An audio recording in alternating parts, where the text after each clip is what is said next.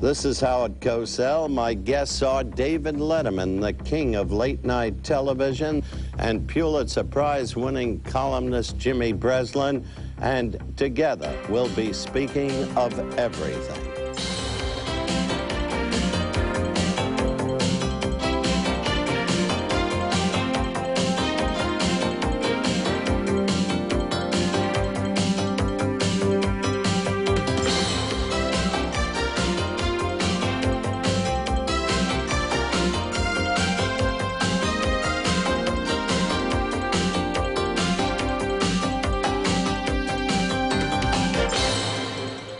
Hello again, everyone. I'm Howard Cosell. Welcome to Speaking of Everything. My guests tonight are the king of late-night television, the elusive Hoosier, who has brought Indiana into a national prominence that it never remotely enjoyed, and the Bard of Queens, New York, author, playwright, columnist, Pulitzer Prize winner, Jimmy Breslin.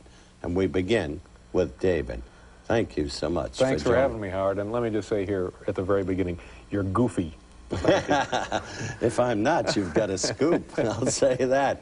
At the same time, I wonder if you can realize what a thrill, what an exhilaration it is for me to be in your presence. Oh, stop. Please, just stop. Listen, I've been very worried about you. From what standpoint? Well, now that Hulk Hogan has lost his title... In my hometown, oddly right. enough. Irony of ironies. That's right. Yeah.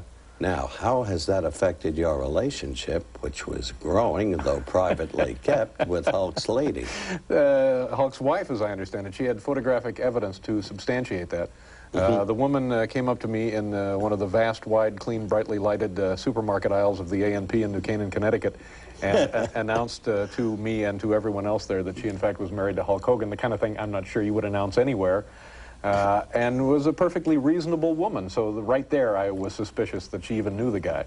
I got to tell you, you throw lines away so remarkably well. But I remember when you threw away a line that really troubled you later. It involved the Major League pitcher, Terry Foster. Do you remember? Sure, a couple of years ago when he was pitching for the Atlanta Braves.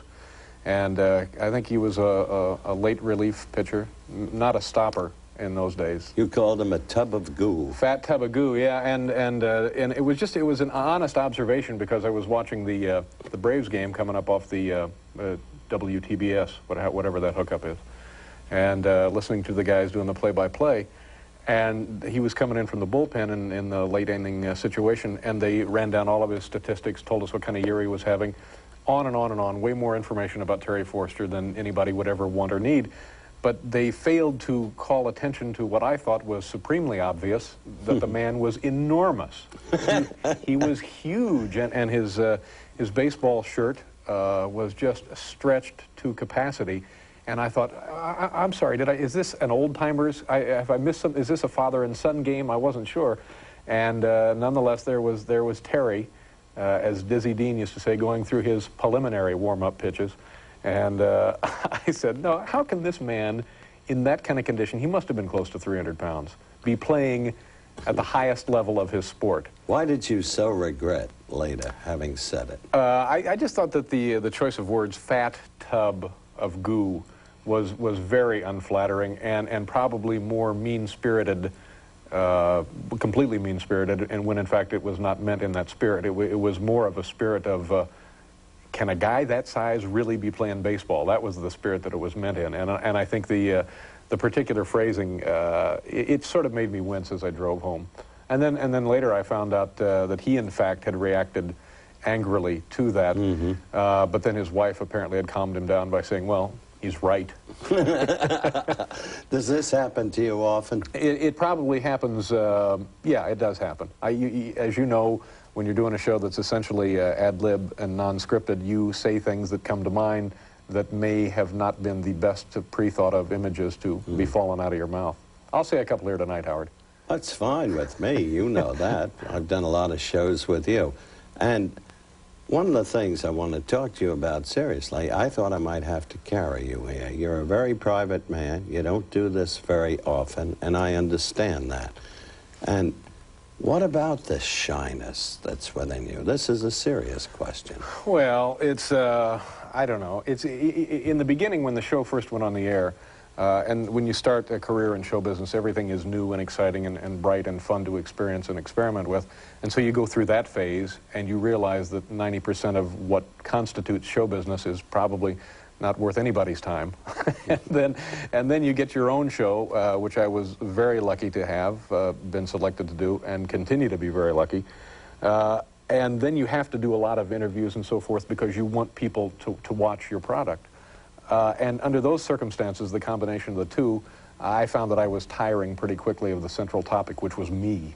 Mm-hmm. And I also would see other people in television and films and so forth on interview shows talking about themselves, and it just would curl my hair. I would think, oh, good heavens. You know, I would rather hear from somebody who was working a line in Detroit or Carrie and Hod in Brooklyn building an apartment building than listen to Linda Evans whine about what time she had to get up and go to work in the morning, you know. So I felt like if I'm responding that way to these people, I guess people are probably responding that way to me. There's one. I'll get a call from a fellow named Richard Cohen about you throwing away a line about Linda Evans. I didn't call her a fat tub of goo.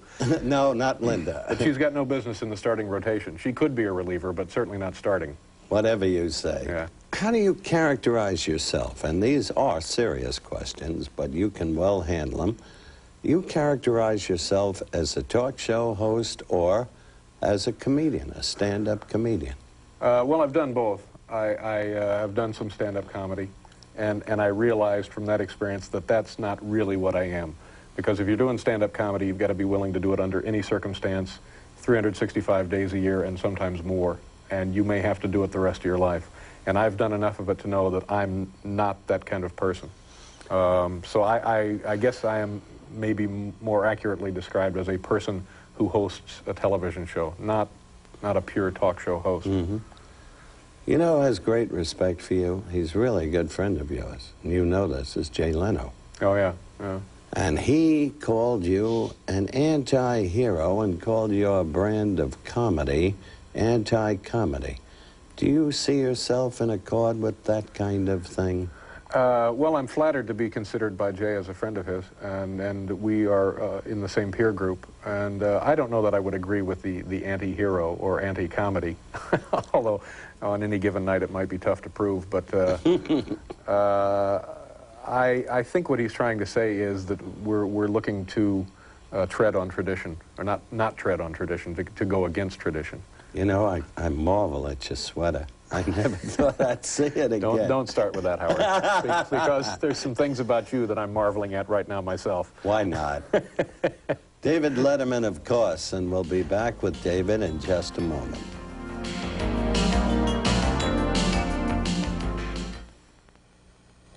David Letterman and I welcome you back. And David, let's begin with this one. All right. Does television, in your view, take itself too seriously? Well, what aspect of life doesn't take itself too seriously? And certainly television is right in there. Yeah, I think so. You really go at your company, General Electric, again and again and again. Yeah, well, they're boneheads, by and large, these guys. How do you get away with that, and why are they boneheads? Well, you know how I can get away with it. It's because the people at General Electric go to lunch, and lunch, of course, a euphemism. And as a result of the medication they consume at lunch, are never up at 12:30 to see the show. So I can pretty well say or do anything I want. And in that condition, they can't possibly operate their recording devices.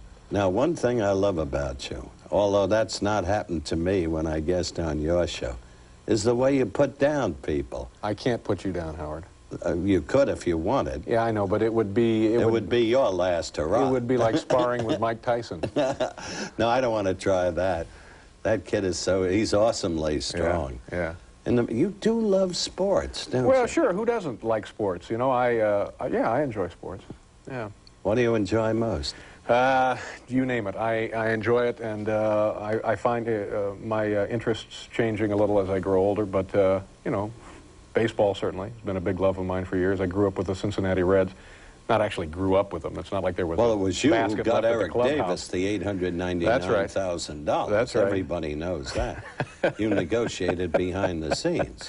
Yeah, that's true. I did. I was able to slide that by Marge, Now they've moved back to Plant City, which was, as you remember, you called my attention to it, Gabe Paul's very first training camp in 1929. Absolutely, yeah. Your knowledgeability in the sports area is absolutely amazing. Well, thank you, Howard. You know, you've been quoted as saying, we go serious for a moment now, and I'm quoting, "If the person seems defenseless, you have no business getting in there and hurting their feelings. Sure. But if the person seems to be an incorrigible showbiz buffoon, I think they're a fair target." Yeah, I think so. I think anybody in show business who comes away from our nightly telecast with their feelings hurt does not accurately understand their place in the world. I mean, if you're in show business, you have to understand that it's a show, and the only time that I ever get upset is when we have a guest who is in show business making huge sums of money on a weekly television show or making films, and they don't regard 12:30 to 1:30, our time period, as an extension of show business, and they come in and they just kind of loaf through it. That angers me a little bit, because it's still a television show, and anybody with any sense should be on their best behavior and have done a little preparation.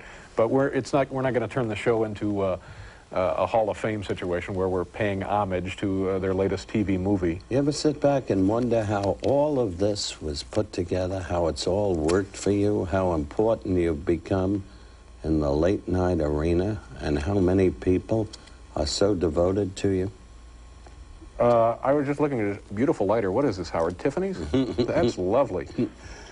Next time around, take this one. Will you do me a favor? You can use it. Oh, this is nice.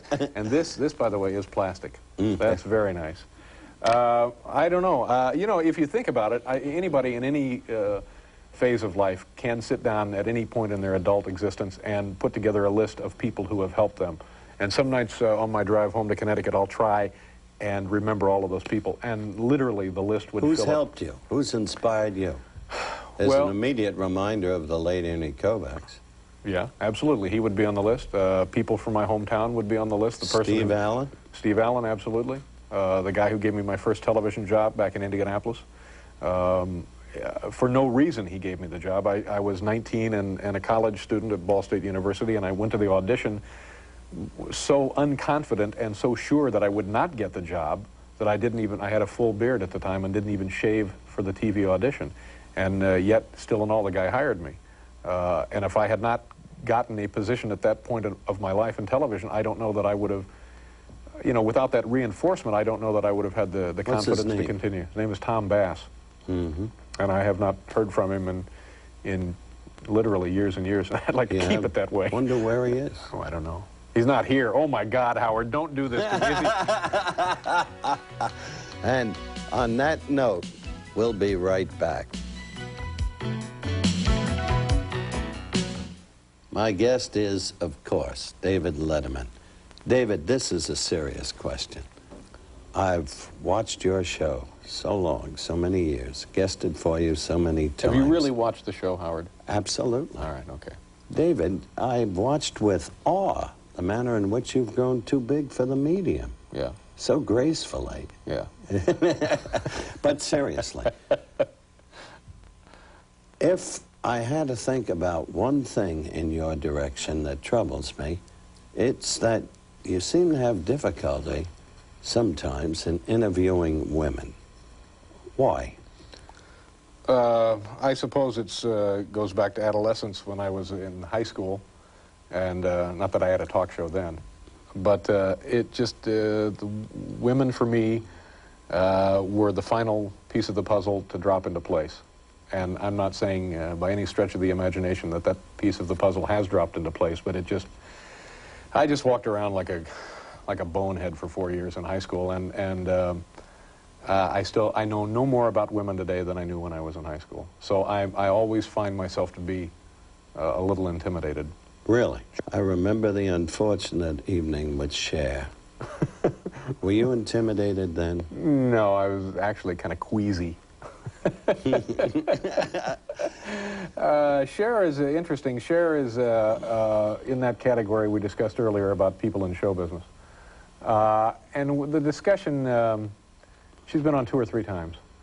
And I guess the thing that distracted me about Cher was sitting next to this woman, lovely, by the way, Well, a good actress. I had my own difficulties with her when I did the old Sonny and Cher show, and I refused to do a scene with her. Yeah. So I know what you went through, especially when she called you a halfway profane name. Yeah. What was it she called you? Well, you know what she called me. But that didn't really bother me. I appreciated, actually, the honest expression of sentiment. I appreciated her candor on that. But it's difficult to talk to a person who has tattoos on her body that she has never seen. Tattoos that she will never see unless you get some guy who's really good with mirrors and prisms and so forth. And I was disturbed by that. You know, I just found that to be a little odd. When you began TV all those years ago in Indiana, what did you set out to become? Well, you know, I didn't know. I was hired as a summer relief announcer for the booth. That's when local stations around the country actually had a regular shift of announcers who would divide the day up in 3 8-hour shifts if they were on all day, and you'd sit in there and do station identifications and public service announcements and big sale this weekend at Kroger's on fryer parts, that kind of thing.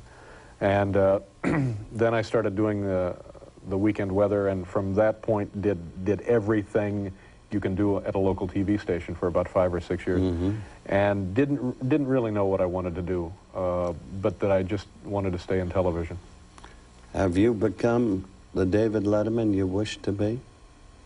Yeah, unfortunately. I think I've been cursed by having my dreams fulfilled. I got to tell you, Liz Smith has written about an unhappy relationship between you and Brian Gumbel. Right. Is this true? I'm not sure what she's written about. There is, nonetheless, an unhappy relationship between myself and Bryant, and it's all with Bryant. I couldn't be happier. He's angry at me and continues to be angry at me because we interrupted the Primetime Today show a couple of years ago. It's hard to forget it because it was such a landmark in television. And I understand perfectly why he was mad at me, because we interrupted what he does for a living, and I would be angry if somebody interrupted us here now. Well, not all that angry. Actually, kind of grateful. But the whole thing was set up and developed and deployed by his then producer, Steve Friedman. And he said, we want you to do this. And it was he did not tell Bryant about it. So therefore, I can see initially where Bryant would be mad at me, but then when the story unfolded, he should realize that his own producer had sabotaged it. I have nothing but the highest regard for Bryant. Now, that's right. He's all whining now about the fact that I never apologized to him, and the simple reason that I never apologized to him was that at first I didn't think that I was essentially at fault, and secondly, I heard rumblings in the building, as buildings are wont to do sometimes, that he wanted to punch me, and I thought, well, here's a guy, if he really wants to punch me, he's not going to be in a mood for... Good Lord, he went to Bates College on May 25th, 1965, as you well know, in Lewiston, Maine, where Bates College is situated. That's right. He was one of the kids, but he wasn't really old enough to run down to ringside and scream, fix, fix, Sonny fix, Liston. when the invisible punch destroyed Sonny Liston by Muhammad Ali. Let's leave that. You respect Bryant. You've made that clear. I think so do a I. He's a super broadcaster, talent. But is he one of those people who's grown to the point now where he perhaps takes himself too seriously? I don't get a chance to see him much on the air because his show is on in the morning when, you know, I'm just finishing up the last of my cocktails. So I don't know. I don't know.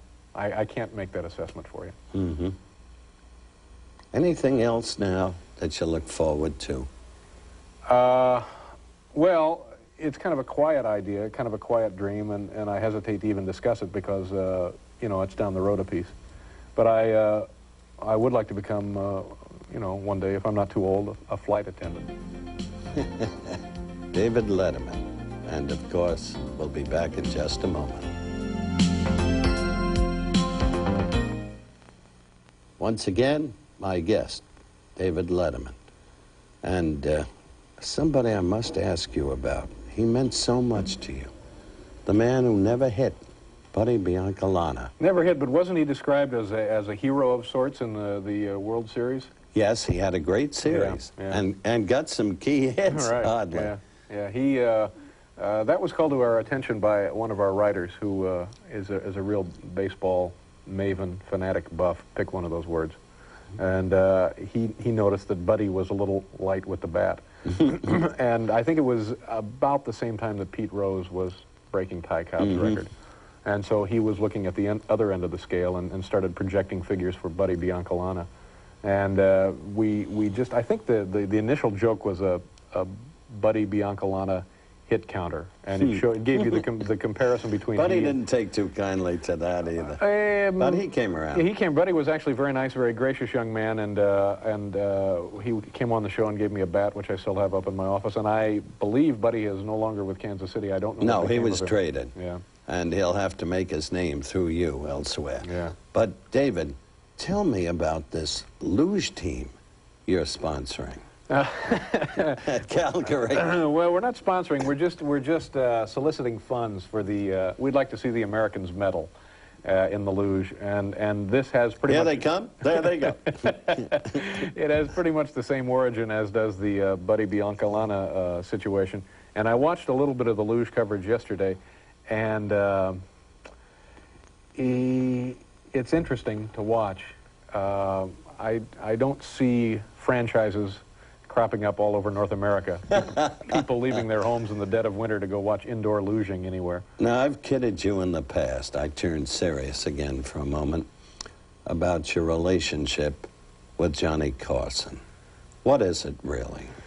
Well, professionally, Johnny Carson, again, he would certainly occupy a column of his own on that list we talked about earlier. He has helped me in ways that he's not aware that I realize he has helped me. And it's through that show, and largely because of that show, I think that I have a show at NBC, and largely because we have followed him in the lineup that we're still on the air. I think it would be difficult to put a show on after The Tonight Show with Johnny Carson and not do some business. So, do you have any secret aim to succeed him? A job for which Jay Leno may be being prepared? Sure. I would guess secret, sure. I think everybody in the back of their mind sees themselves, especially if you're in a situation like I am or like Jay is now, where you think, yeah, that would be, wouldn't that be nice to at least be offered the job? It's nothing that's ever been talked to me about by the people at NBC, officially or unofficially for that matter. And I think now the longer that our show succeeds at 12:30, the less clear-cut a decision like that becomes. I just don't know if NBC is thinking that our show would be the automatic answer. I don't know what kind of show necessarily we would have to become to succeed there. David, may I say something to you? I Sure. can't tell you how much I appreciate the candor, and I mean this from the bottom of my heart, and honesty with which you're talking to me. I know, I told you earlier, how private a man you are. And I don't like to invade that area of privacy. Well, then stop coming by the house. What do you mean coming by? The house isn't the same anymore. You broke up with a young lady? No, you said that we broke up. Didn't you just say that? Yeah. Yeah. But what happened? Well, there's nothing happened other than the separation is geographic only. In other words, that continues within you. That instancy of sexual dynamism that has set you apart from all other men. Absolutely, that is there, and everything's still working. Can we all say that, Howard? No, absolutely not. That's an excellent repost. Now, you mentioned earlier, I think, that you have gone through the pain of having a show canceled. Everybody in this business does. Let me ask you again.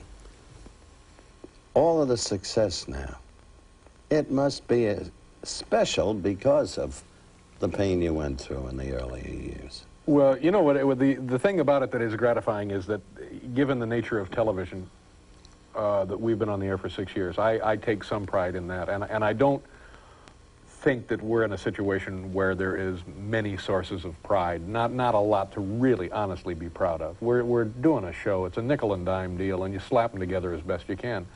But the fact that we've been able to survive for 6 years means something to me.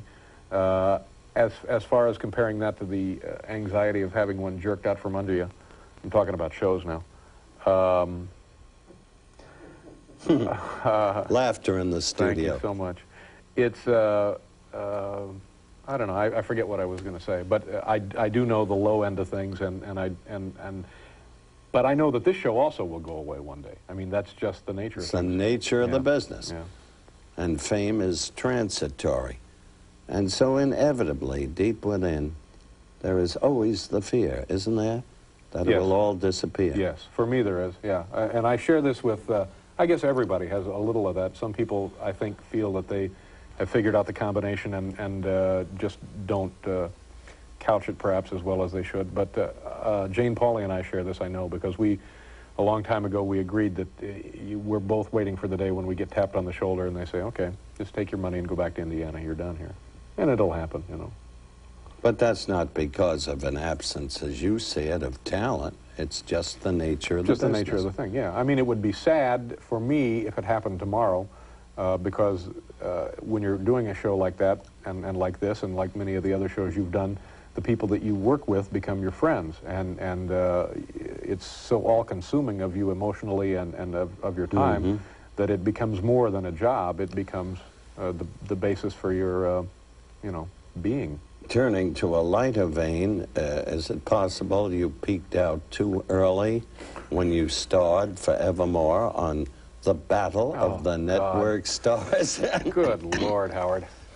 You're the only one who bothers me about this. And I thought But I was so thrilled to see your athletic abilities. See, it's one of those situations where you think, yeah, I could be on that show and probably do pretty well. And I got on the show, and I guess you were the host.